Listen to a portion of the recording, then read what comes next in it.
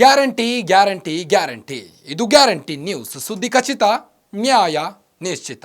ನಾನು ನಿಮ್ಮ ಕಾರ್ತಿಕ್.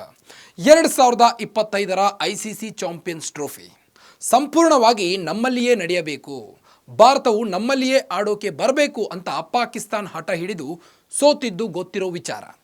ಭಾರತ ಪಾಕಿಸ್ತಾನಕ್ಕೆ ಹೋಗಿ ಪಾಕ್ ವಿರುದ್ಧ ಮ್ಯಾಚ್ ಆಡಿದರೆ ಪಾಕಿಸ್ತಾನ ಕ್ರಿಕೆಟ್ ಮಂಡಳಿಗೆ ಲಾಭ ಅನ್ನೋದೇ ಅದಕ್ಕೆಲ್ಲ ಕಾರಣ. ಆದರೆ ಪಾಕಿಸ್ತಾನ್ ಚಾಂಪಿಯನ್ಸ್ ಟ್ರೋಫಿ ಅಂತಹ ದೊಡ್ಡ ಟೂರ್ನಿಗೆ ಸಿದ್ಧವಾಗಿದೆಯಾ ಅಂತ ನೋಡಿದ್ರೆ ಹಾಗೆ ಕಾಣ್ತಾ ಇಲ್ಲ.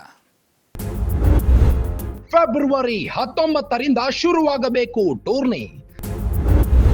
ಸಿದ್ಧವಾಗಿಲ್ಲ ಕರಾಚಿ, ಲಾಹೋರ್, ರಾವಲ್ಪಿಂಡಿ ಕ್ರೀಡಾಂಗಣ. ಸ್ಟೇಡಿಯಂಗಳಲ್ಲಿ ಲೈಟ್ಸ್, ಕುರ್ಚಿಗಳೇ ಸಿದ್ಧವಾಗಿಲ್ಲ. ಎಸ್ ವೀಕ್ಷಕರೇ, ಭಾರತದ ಪಂದ್ಯಗಳನ್ನು ಆಯೋಜನೆ ಮಾಡೋಕೆ BCCI ಜೊತೆ ಫೈಟಿಂಗ್ಗೆ ಬಿದ್ದಿದ್ದ ಪಾಕ್ ಕ್ರಿಕೆಟ್ ಮಂಡಳಿ ಸದ್ಯ ತನ್ನ ಕ್ರೀಡಾಂಗಣಗಳನ್ನು ಟೂರ್ನಿಗೂ ಮುನ್ನ ಸಿದ್ಧಗೊಳಿಸೋಕೆ ಆಗದೆ ಹೆಣಗಾಡ್ತಾ ಇದೆ. ಟೂರ್ನಿಯ ಪಂದ್ಯಗಳು ನಿಗದಿಯಾಗಿರೋದು ಪಾಕ್ನ 3 ಕ್ರೀಡಾಂಗಣಗಳಲ್ಲಿ, ಲಾಹೋರ್, ಕರಾಚಿ ಹಾಗೂ ರಾವಲ್ಪಿಂಡಿ ಕ್ರೀಡಾಂಗಣಗಳಲ್ಲಿ. ಆದರೆ ಅಲ್ಲಿನೂ ನವೀಕರಣ ಕಾಮಗಾರಿ ಮುಗಿದೇ ಇಲ್ಲ. ಪ್ರೇಕ್ಷಕರು ಕೂತ್ಕೊಳ್ಳೋಕೆ ಕುರ್ಚಿಗಳು ಮುರಿದು ಹೋಗಿವೆ. ಕಿತ್ತೋಗಿರೋ ಕುರ್ಚಿಗಳನ್ನು ತೆಗೆಯೋಕಾಗ್ತಿಲ್ಲ. ಸ್ಟೇಡಿಯಂನ ಕರೆಂಟ್ ಬಿಲ್ ಕಟ್ಟಿಲ್ಲ ಅಂತ ಕರೆಂಟ್ ಕಟ್ ಆಗಿತ್ತು.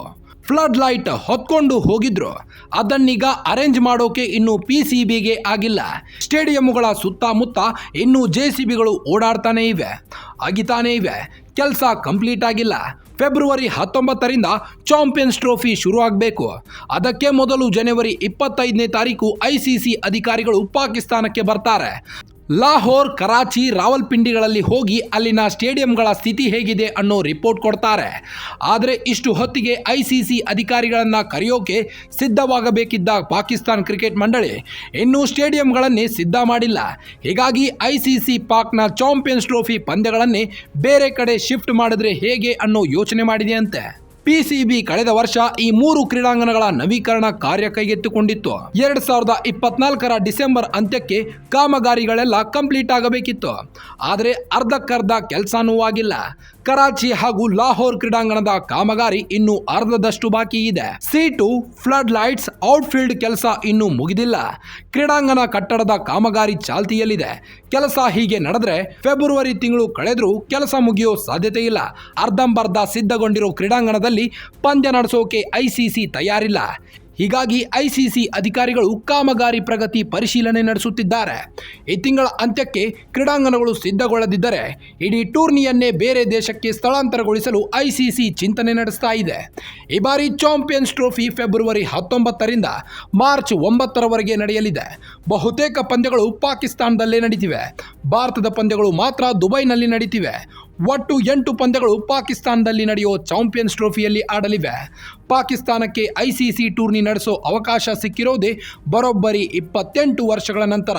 ಹೆಚ್ಚು ಕಮ್ಮಿ 3 ದಶಕಗಳ ನಂತರ ನಡೀತಿರೋ ಟೂರ್ನಿ ಇದು.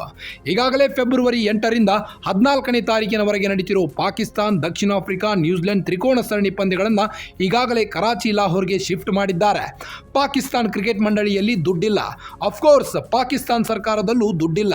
ಹೀಗಾಗಿ ಕಾಮಗಾರಿ ನಡೆಸೋಕೆ ಸಾಧ್ಯ ಆಗದೆ ಪಾಕಿಸ್ತಾನ ಒದ್ದಾಡ್ತಾ ಇದೆ.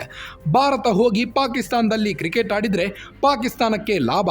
ಆದರೆ ಟೀಮ್ ಇಂಡಿಯಾ ಪಾಕಿಸ್ತಾನದ ICC ಟೂರ್ನಮೆಂಟ್ ಬಿಟ್ಟರೆ ಬೇರೆ ಮ್ಯಾಚ್ ಆಡ್ತಿಲ್ಲ. ಪಾಕಿಸ್ತಾನಕ್ಕೆ ಹೆಜ್ಜೆ ಕೂಡ ಇಡ್ತಿಲ್ಲ.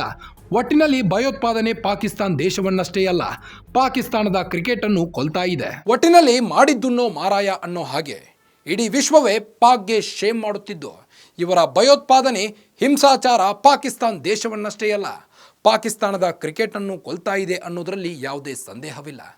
ಮತ್ತಷ್ಟು ಸ್ಪೋರ್ಟ್ಸ್ ಸುದ್ದಿಗಳಿಗಾಗಿ ನೋಡ್ತಾ ಇರಿ ಗ್ಯಾರಂಟಿ ನ್ಯೂಸ್. ಸುದ್ದಿ ಖಚಿತ, ನ್ಯಾಯ ನಿಶ್ಚಿತ. ಗ್ಯಾರಂಟಿ ನ್ಯೂಸ್, ಸುದ್ದಿ ಖಚಿತ, ನ್ಯಾಯ ನಿಶ್ಚಿತ.